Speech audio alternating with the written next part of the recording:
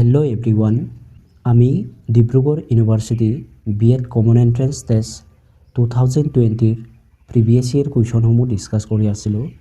এই ভিডিঅ'টো পাৰ্ট 3 হ'ব।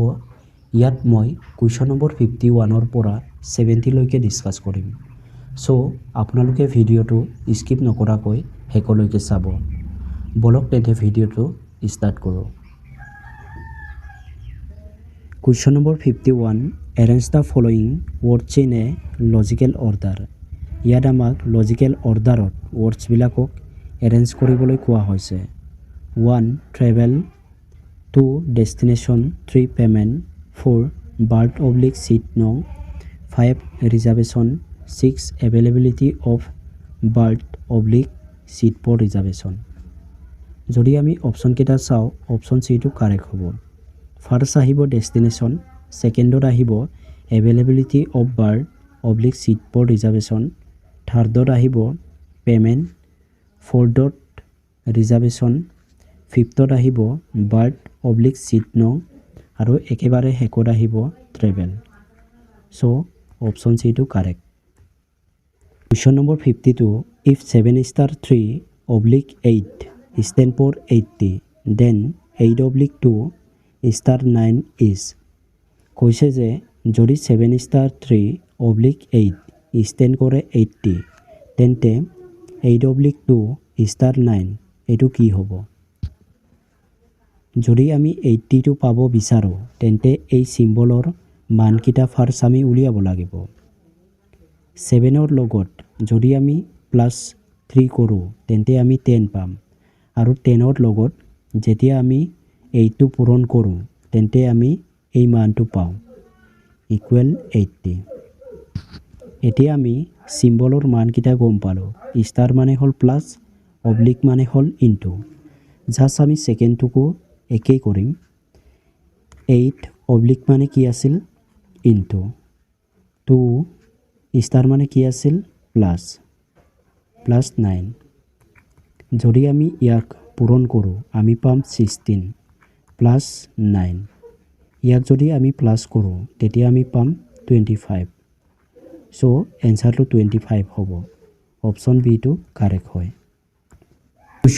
Question number 53, in a class test Q occupies 5th position from the top, 25th from the bottom, how many student are there in the class. প্ৰশ্নত কৈছে যে টপৰ পৰা 5th পজিশ্যনত আৰু বটমৰ পৰা 25th পজিশ্যনত কিউৰ স্থানটো আছে, তেন্তে টোটেল কিমানজন ষ্টুডেণ্ট আছিল এই ক্লাছৰুমত। আমি টপটো এই ছাইডত লিখিছোঁ আৰু বটমটো এই ছাইডত লিখিছোঁ। প্ৰশ্নৰ মতে কিউৰ স্থানটো টপৰ পৰা 5th পজিশ্যনত আৰু বটমৰ পৰা 25th পজিশ্যনত। এতিয়া আমাক টোটেল ষ্টুডেণ্টটো উলিয়াবলৈ কৈছে। যদি আমি এইটো চাওঁ, টপৰ পৰা 5ৰ আগত কিমান ষ্টুডেণ্ট আছে? 4 ষ্টুডেণ্ট আছে, আৰু বটমৰ পৰা 25। জাষ্ট আমি টোটেল নাম্বাৰ অফ ষ্টুডেণ্টটো পাবৰ কাৰণে 25টো 4ৰ লগত প্লাছ কৰিলে আমি পাম 25 + 4 কিমান হ'ব? 29। চ' কাৰেক্ট এনচাৰটো হ'ব 29। অপশ্যন চিটো correct. Question number 54, if air is called green, green is called red, red is called sea, sea is called blue, blue is called water, water is called pink, then what is the colour of grass. ইয়াত কৈছে যে আমি এয়াৰক ক'ব পাৰোঁ green বুলি, গ্ৰীণক ক'ব পাৰোঁ red, ৰেডক আমি চি বুলি ক'ব পাৰোঁ, চিক আমি ব্লু বুলি ক'ব পাৰোঁ, ব্লুক আমি ৱাটাৰ বুলি ক'ব পাৰোঁ, ৱাটাৰক আমি পিংক বুলি ক'ব পাৰোঁ। এতিয়া প্ৰশ্নত সুধিছে যে গ্ৰাছক আমি কি বুলি ক'ব পাৰোঁ। যদি আমি চাওঁ, গ্ৰাছৰ কালাৰটো কি হ'ব? গ্ৰীণ। চ' গ্ৰীণক কি বুলি তুলনা কৰা হৈছিলে ৰেড অপশ্যন চি টো correct question number 55 read the following information to answer the given question আমাক ইয়াৰ পৰা পঢ়ি এনচাৰটো উলিয়াবলৈ কৈছে যদি আমি চাওঁ A B C D E F R sitting in a row E N F are in the center A and B are at the ends C is sitting on the left of A who is sitting 3 place on the right of D প্ৰশ্নত কৈছে যে A B C D E F এটা road বহি আছিল E আৰু F centre সাইডত বহি আছিল A আৰু B এণ্ড পইণ্টত বহি আছিল আমি A টো ইয়াতো বহাব পাৰোঁ আৰু B টো ইয়াত বহাব পাৰোঁ E আৰু F এতিয়া আকৌ কৈছে C is sitting left of A C টো লেফ্ট সাইডত আছে A তেন্তে এইটো নহ'ব এতিয়া D ৰ তিনিটা ৰাইট সাইডত কোনটো বহি আছে সুধিছে D টো আমি এই সাইডত যদি বহাও D ৰ 3 নম্বৰ ৰাইট সাইডত C এলফাবেটটো বহি আছে সো অপশ্যন বি টো correct Question number 55 read the following information to answer the given question আমাক ইয়াৰ পৰা পঢ়ি এনসাৰটো উলিয়াবলৈ কৈছে যদি আমি চাওঁ A B C D E F are sitting in a row E N F are in the center A and B are at the ends C is sitting on the left of A who is sitting 3 place on the right of D প্ৰশ্নত কৈছে যে A B C D E F এটা road বহি আছিল E আৰু F centre সাইডত বহি আছিল A আৰু B এণ্ড পইণ্টত বহি আছিল আমি A টো ইয়াতো বহাব পাৰোঁ আৰু B টো ইয়াত বহাব পাৰোঁ E আৰু F এতিয়া আকৌ কৈছে C is sitting left of A C টো লেফ্ট সাইডত আছে A তেন্তে এইটো নহ'ব এতিয়া D ৰ তিনিটা ৰাইট সাইডত কোনটো বহি আছে সুধিছে D টো আমি এই সাইডত যদি বহাও D ৰ 3 নম্বৰ ৰাইট সাইডত C এলফাবেটটো বহি আছে সো অপশ্যন বি টো correct Question number 56 dash pumps are having trouble with industrial relation আমাক ইয়াত এই খালী ঠাইত কি বহিব সুধিছে যদি আমি অপশ্যন কেইটা চাওঁ option A considerable amount of option B great deal of option C large part of option D great many so right এনসাৰটো হ'ব option C large part of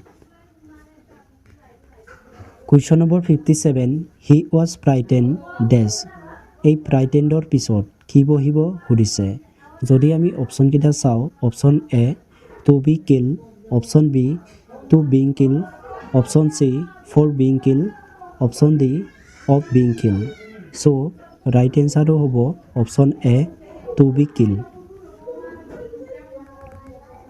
Question number 58 the impact of two vehicle can cause a lot of dash to both ইয়াত আকৌ আমাক খালী ঠাইটো fill up কৰিবলৈ কৈছে যদি আমি অপশ্যন কেইটা চাওঁ option A damage option B damages option C damaging option D damage so correct এনসাৰটো হ'ব option A damage Question number 59 his observation were beside the point means আমাক ইয়াত beside the pointsৰ অৰ্থটো উলিয়াবলৈ কৈছে যদি আমি অপশ্যন কেইটা চাওঁ option A written in the point form option B written beside the point option C not relevant option D not heard by others so right এনসাৰটো হ'ব option C not relevant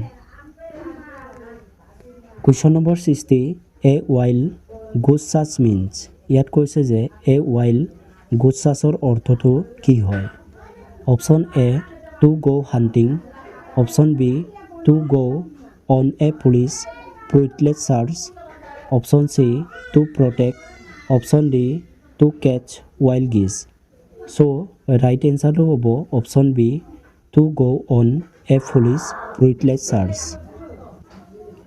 Question number 61 the word nearest in meaning to the word vindictive is ইয়াত কৈছে যে ভিন্ডিক্টিভৰ মিনিংটো কোনটো nearest হয়। Option A টিৰাম্পেন, option B strategic, option C revengeful, option D demonstrative.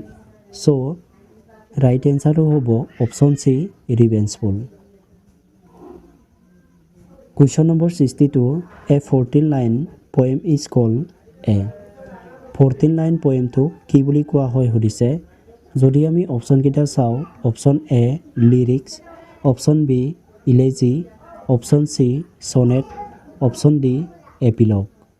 So' right এনচাৰটো হ'ব option C sonnet. Question number 63 someone leaving one's own country to live permanently in another country। কৈছে যে বেলেগ এটা কাউণ্ট্ৰিত পাৰ্মানেণ্টলি থাকিবৰ কাৰণে যেতিয়া নিজৰ কাউণ্ট্ৰিক এৰি দিয়ে তাক কি বুলি কোৱা হয়। যদি আমি অপশ্যনকেইটা চাওঁ, option A migratory, option B a nomadic man, option C a refugee, option D an emigrant. So' ইয়াৰ কাৰেক্ট এনচাৰটো হ'ব option D an emigrant. Question number 64 a soliloquy means. ইয়াত কৈছে যে চলিকিউৰ অৰ্থটো কি হয়। Option A speaking in whisper, option B speaking to a friend, option C speaking to others, option D speaking to oneself. So' ইয়াৰ right এনচাৰটো হ'ব option D speaking to oneself. Question number 65 find the opposite meaning of dearth. ডাৰ্টৰ opposite মিনিংটো আমাক উলিয়াবলৈ কৈছে। যদি আমি অপশ্যনকেইটা চাওঁ, option A abundance, option B shortage, option C famine, option D paucity. So' ইয়াৰ কাৰেক্ট এনচাৰটো হ'ব option A abundance. Question number 66 find the correct form of the word to use in the sentence. ইয়াত আমাক কিছুমান sentence আৰু খালী ঠাই দিয়া আছে, জাষ্ট ফিল আপ কৰিব লাগে। যদি আমি অপশ্যনকেইটা চাওঁ, option A beautifully, exquisitely, perfectly, B beautiful, exquisite, perfect, option C beautifully, exquisitely, perfect, option D beautiful, exquisite, perfectly. So' ইয়াৰ কাৰেক্ট এনচাৰটো হ'ব option A beautifully, exquisitely, perfectly. She sang the song beautifully. It was equitably performed and was an almost perfectly performance. Question number 67ৰ পৰা question number 70 লৈকে আমাক পেজেছৰ question দিয়া আছে। Just আমি ইয়াৰ পৰা পঢ়ি এনচাৰকেইটা উলিয়াব লাগে। মই জাষ্ট এনচাৰকেইটা কৈ দিম, আপোনালোকে পেজেছটো পাৰিলে এবাৰ পঢ়িব আৰু এনচাৰটো উলিয়াবলৈ চেষ্টা কৰিব। Question number 67 what is the primary concerned of the pages. কৈছে যে এই পেজেছৰ প্ৰাইমাৰী কনচাৰ্ণ কি হয়। যদি আমি অপশ্যনকেইটা চাওঁ, option A there is a need to save energy specially in our future, option B all of us should not only plant trees but also' run the marathon, option C use of plastic bags should be completely ban, option D we need to respect the earth and consume less of its calories. So' ইয়াৰ correct এনচাৰটো হ'ব option D we need to respect the earth and consume less of its calories. Question number 68 why does the author ask his audience to use a jute bag. ইয়াত কৈছে যে অথৰজনে নিজৰ অডিয়েঞ্চক কিয় jute বেগটো use কৰিবলৈ কোৱা হৈছিল। যদি আমি অপশ্যনকেইটা চাওঁ, option A bags looks more trendy and style, option B it is the need of the hour to save energy to save our ecosystem, option C using jute bags helps in consuming only 3000 calories from the earth, option D they are more easily available. So ইয়াৰ right এনচাৰটো হ'ব option B it is the need of the hour to save energy to save our ecosystem.